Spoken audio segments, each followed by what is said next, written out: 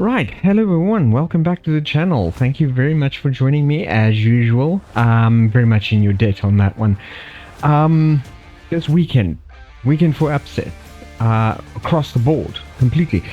We couldn't have dreamed of actually seeing the results that we saw this weekend, and it completely blew me out of my seat in more ways than one. Teams 3 in total that just completely outplayed their opponents from beginning to end, and they honestly, I have no words. I'm almost, I don't know what to say. First off, Western Province. Now sure, Western Province hasn't been doing very well for the start of the season, having suffered both losses in round 1 and 2. But okay, they came across very strong teams. They are a fairly young team, fairly inexperienced, and it's mostly the fact that these guys now need to try and work as a cohesive team that came from very different backgrounds. We're talking varsity rugby, we're talking high school rugby, we're talking Blitzpoker, Sevens rugby. Got totally blown away by usually a team that doesn't quite do well within this kind of tournament. Over the past years, as we've seen, they've really struggled to make any kind of headway into the Currie Cup, and here they come, and they really start off strong. They had a bit of a shaky start in round 1, and then come into round 2, round 3, and really come back with a vengeance. Of course, I'm talking about the Griquas here, beating the Boland Cavaliers last weekend quite decisively with a strong comeback in the second half. Losing out to the Pumas in the first round, and then coming back now into the third round against Western Province, really making a huge dent. And yeah, Western Province just simply didn't have an answer for that. Match kicked off on Friday around about 3 o'clock. I was at work at that time. I only watched it on Sunday.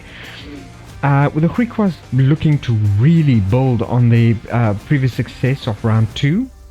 And yeah, I think they've done it really decisively. Although the odds was in their favor going into the match with a 2 out of 5 chance of winning, with the Western Province only 2 out of 1 or 2 to 1 chance and odds of making it. The result was part of a dramatic weekend that left no unbeaten team remaining within the 2025 World Cup Premier Division, and the 30-point margin of 47-17. So this Griquas completely outplayed the Western Province in every facet. They went for a very front row heavy kind of game, but completely bulldozed the Western Province defenses. There was simply no answer. Although the Western Province didn't manage to hit back with some points of their own, scoring 17 on the scoreboard, they just couldn't get past that 30-point margin. And yeah, unfortunately, I think this kind of set the tone for the Western Province going forward, but I'm hoping they can significantly improve. They have significantly improved over the past 2 weeks. Judging from their dismal performance in round 1, coming back slightly better in round 2. But okay, they have been playing 2 really experienced teams, but to make it through and continue to improve does show quite a bit of character, I have to say. Got to give it to them. Although their performance overall has been, not what we expect from a Western Province team from talking about previous years. Round 3 reshaping completely the tournament landscape, proving that home advantage does play a significant role in South African rugby. So we wonder what we're going to see when the Western Province come back to the Western Cape, starts playing either the Stellenbosch Stadium or at the DHL Stadium in Sea Point. So, but it's definitely something we got to look out for. I don't know. They haven't been doing well in their away games, as we've seen. But I don't know. Maybe going forward they might have some kind of a future going ahead there. Now, the second upset. Not really an upset because, although I suppose it could be, Cheetahs has had a history of actually playing a strong game. They've, I think, beaten the Currie Cup or won the Currie Cup tournament twice before. The Sharks overall has been a strong team within South African history, and going into the season they haven't been doing well. Also, really dismal failures in the first and second rounds. The second round being a complete walkover against the Bulls. They really didn't have an answer, and I don't know if I have an answer for them. 7-5 victory over the Sharks by the Cheetahs. So really low scoring margin. The game wasn't that exciting. A lot of attack movements made. The defenses was quite solid for both teams. So I think the Cheetahs runabout in this tournament also being quite evenly matched with the Sharks.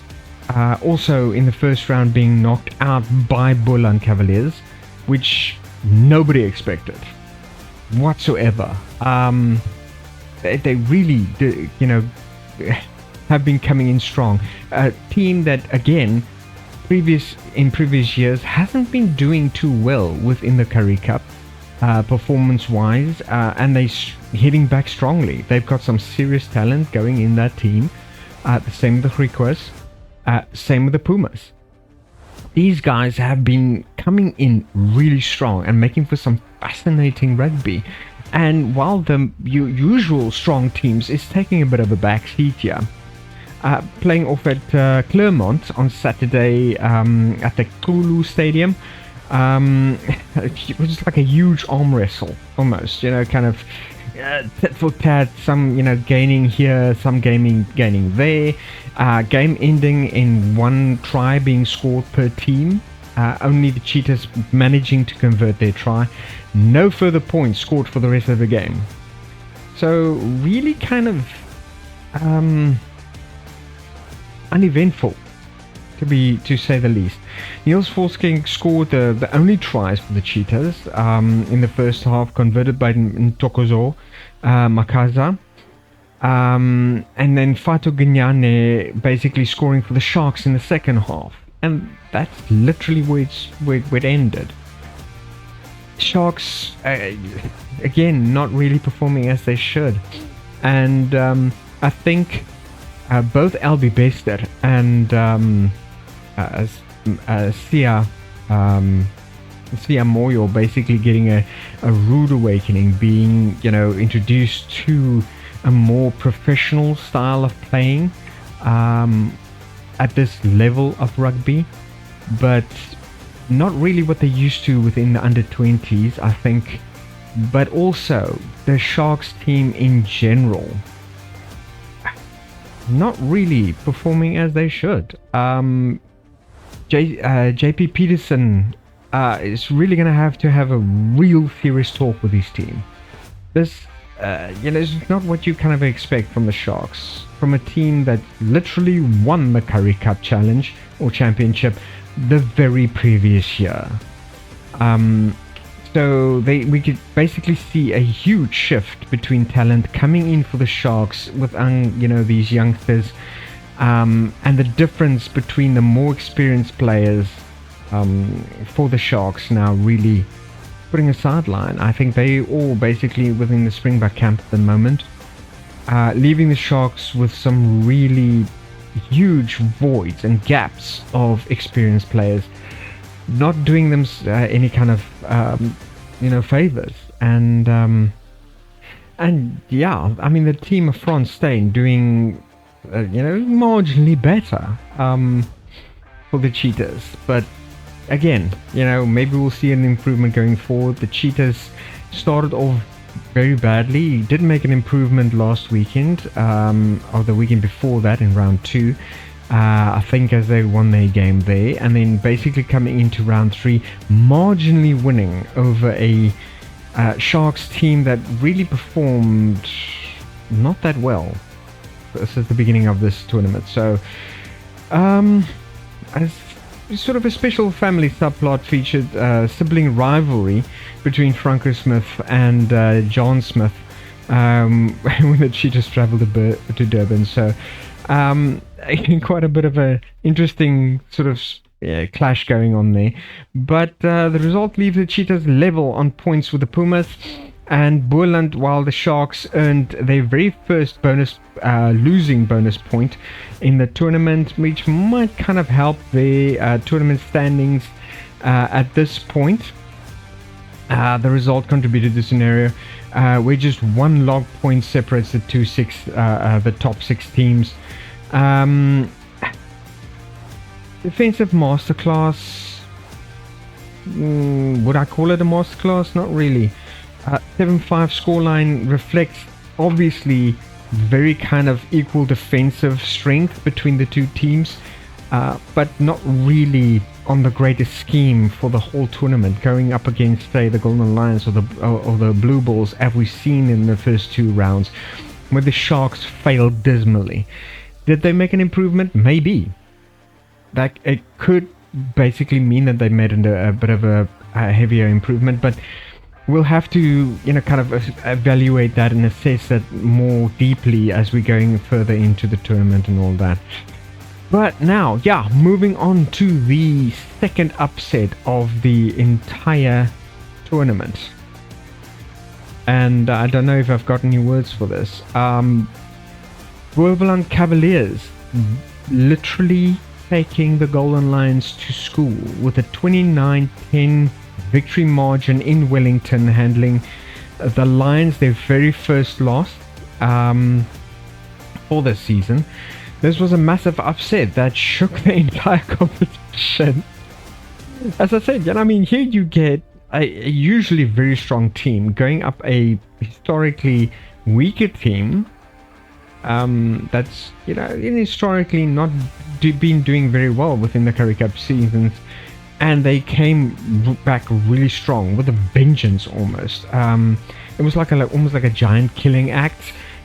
Jack the Giant Slayer kind of thing, facing off against the giant that is the Golden Lions and chopping them down a notch. I think this is going to smart for a while for the Golden Lions. They probably will need to review their gameplay strategy going forward from here.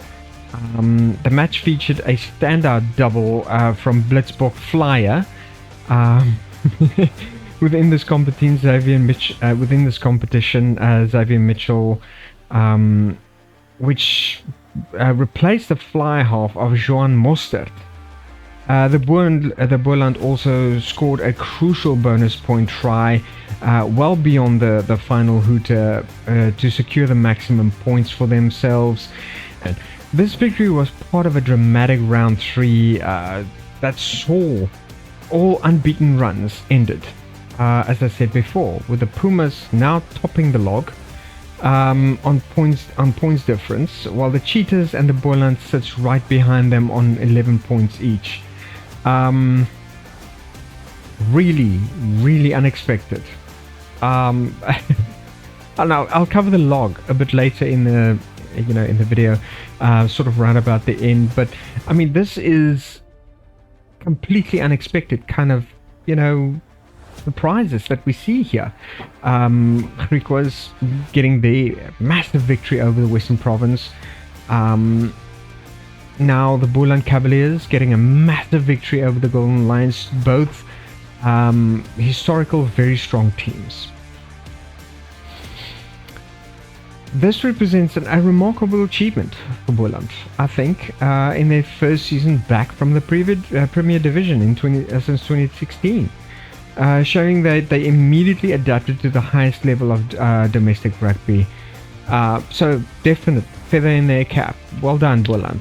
Absolutely fantastic. You guys are just performing really admirably in this time around in this season. I would love to watch you guys further to see what improvements you guys can make and what you guys can come up with, because up to now, the Pumas, the Griquas, the Boland Cavaliers have been performing absolutely admirably. They've really made some strong headway and dents within the amateur rugby scene here within South Africa, the provincial rugby championships. And I would love to see them going from strength to strength, going further. But yeah, that's gonna make round 4 really interesting to look forward to. Absolutely crucial in the title races as well. So yeah, buckle down, boys. Let's go. Round 4 is coming. Western Province, Sharks. We need to see some serious improvement. I think Sharks, if this game was due to your defenses making a strong improvement, maybe there's some hope for you yet. But Western Province, you guys really need to buckle up, pull up those socks, and just show them what the Western Cape is made of. I mean, in so many years, we've gone from strength to strength.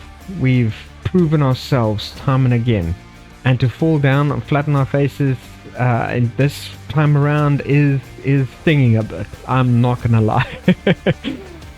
But yeah, coming right down now to the Ailing Pumas facing off against the Vodacom Bulls, comprehensively outplaying the men from the Northern Transvaal, or Tshwane as it's now known.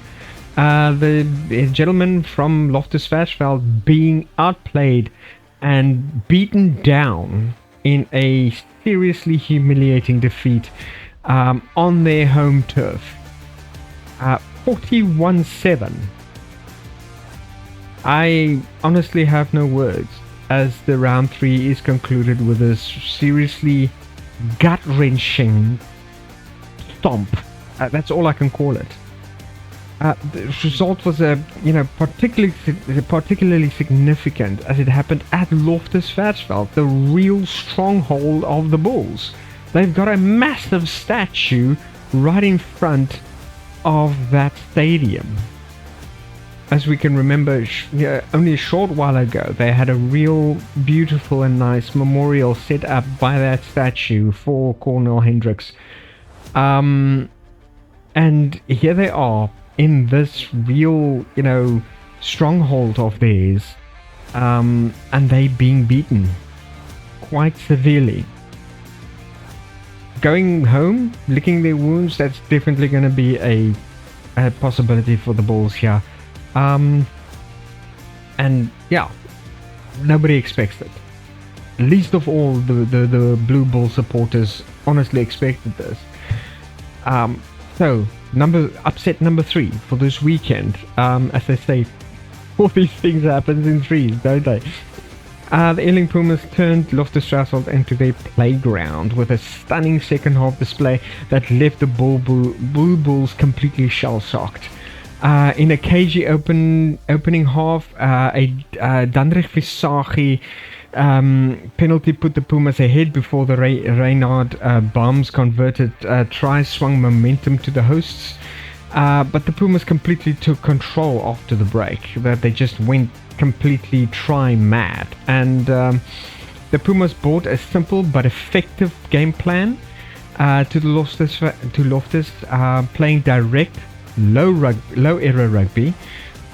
With excellent set piece play, the cornerstone of their rugged approach. Rugged approach, I meant to say. And that was absolutely the key. The fact that if we look at the stats, they had 7 conceded penalties for the Blue Bulls to the Pumas only 3. So definite discipline made a huge difference in this game, I feel. The kind of high disciplined approach honestly worked. And could it work for other teams? I truly feel so. The more penalties you concede, the more ball possession you give to the opponents. I mean, that's just basic logic. So if you want to try and avoid that, it definitely is going to play into your advantage in the long run. Yeah, the Pumas outscored the hosts completely with a dominant 6 tries, and demonstrating their clinical finishing at the Bulls' defensive struggles throughout the match. It's just Bulls didn't have an answer. Honestly, didn't. They ran circles around them, and this is a team that historically has been quite strong in their defense. And here they just completely fell down flat. So I don't think the coaching staff could be blamed for that. I don't think the players could be blamed for that. They were just completely outscored. Maybe they had a bad weekend. Who knows? The home side was shackled for most of the match, unable to implement their usual game plan. With Coach Simpiwe Nomlomo acknowledging that the Bulls will take advantage of this lesson. You know, this was a dear and really heavy lesson for them to learn, especially in front of their home crowd. That, you know, walking out of there with their tail tucked between their legs is something that they will not forget anytime soon. So, yeah, guys, pick yourselves up, dust yourselves off. Let's go from here. Let's see where you can improve. Go back to the drawing board, and Nomlomo need to seriously focus on defense. He needs to focus on backline attacks while still presenting a very strong forward line, or strong, you know, sort of badgering technique of, you know, sort of just pounding the front lines, then let it go to the back line after sufficient phases, and then try to get those line breaks, sucking the defenders in before you go for long passes or cross kicks, little dribbles, ground kicks, you know, grubbers that you need to, you know, kick forward to get some penetrating gameplay going. And yeah, maybe that might help them in the future. I don't know. We'll have to see what happens and how they go forward from there. The massive victory capitulated the Pumas to the top of the log and proved that they are serious title contenders, while simultaneously ending another unbeaten run that has been the most competitive of the Currie Cup for this season, or in recent memory, really. I mean, the Bulls have been going from strength to strength, only missing the URC, although that is the club rugby, but only missing the URC by literally one match, the URC championship, both times. So in recent memory, they've been a very strong team, very few defeats, and here they come against the ailing Pumas, and they honestly have their behinds handed to them in royal fashion. So the 34-point margin of victory at Loftus presents one of the most competitive away performances in recent Currie Cup history, and I think the Pumas can really pat themselves on the back for this one, because this established them as the genuine contenders for the championship and the favorites going forward from here. So Pumas, well done. You guys have been going from strength to strength, absolutely just bulldozing the opposition quite well, and I think you guys can, and your fans can, be really proud of yourselves. You've really made a massive impact here. And then obviously going forward from here onto next weekend. Now obviously on the 16th we are witnessing the very first Springboks versus Australian test. So this is going to be quite an interesting turn of events for the Currie Cup rugby going forward. Of course, we're seeing the Griquas facing off against the Sharks, the Pumas against the Golden Lions.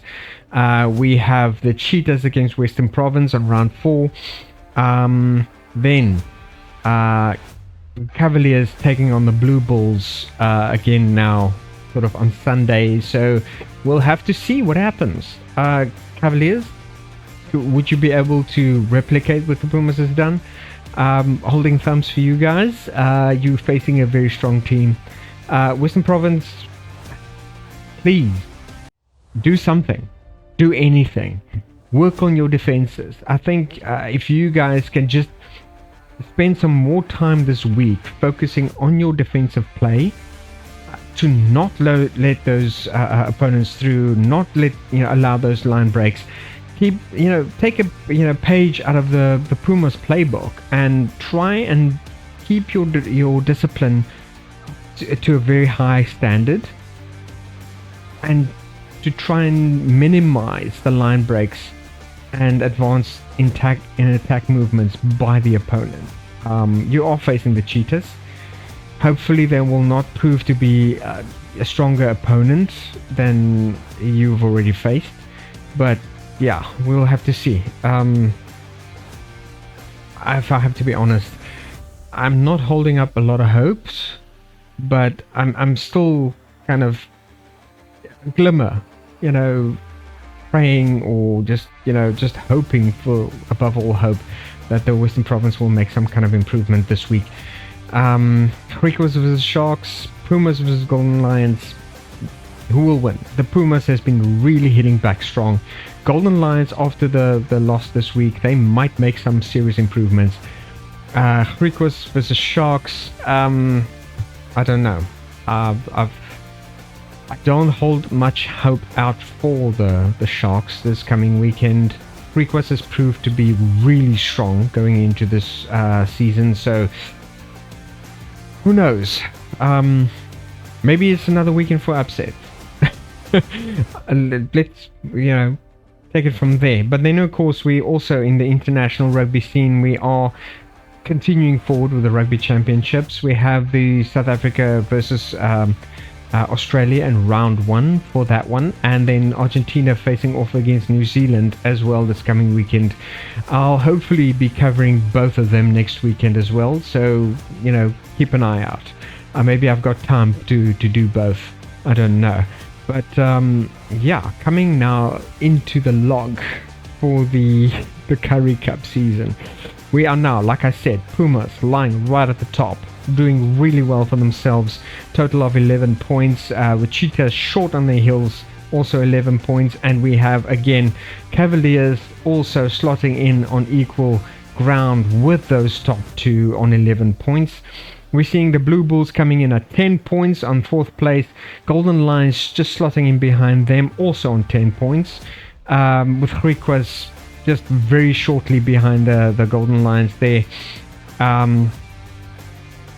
Also 10 points. It's like amazing. You have the top 3 that's on equal amount of points. We have the bottom 3 of the top 6 basically coming in on exactly the same points.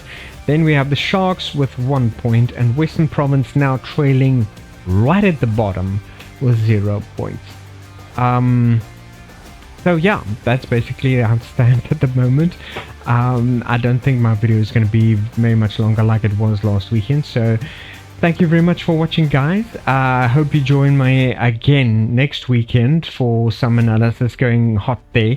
Coming up for the next couple of games, I think the Griquas would probably be beating the Sharks there. I'm not sure exactly what kind of a margin, but I'm thinking that's also going to be quite a serious margin, possibly about 20 points, 30 points.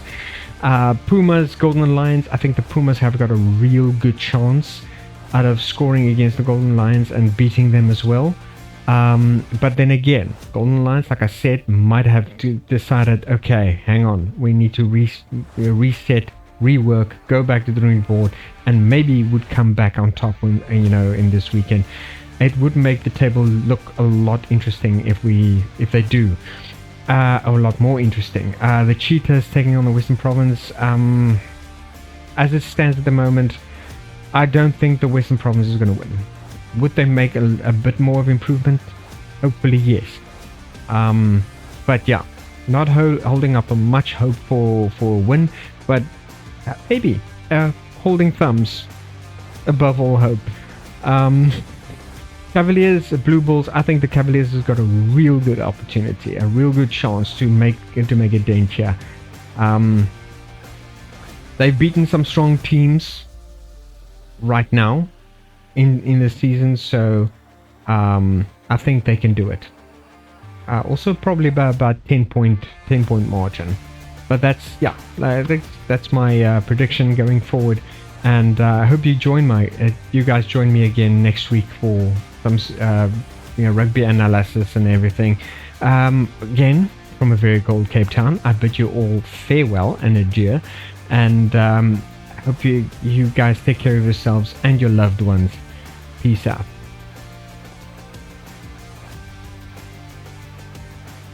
Good formation of that ball. Skrieda gets it away to Davids. The inside ball to Tenner. Tenner goes down, gets up and goes again. They're 5 meters out. Skrieda plays it quickly. It's strong defense from the Lions. Tobias, wow! Strong contact from his opposite number, Fisaki. Here's Tenner. Offload is brilliant to Don! 14 men.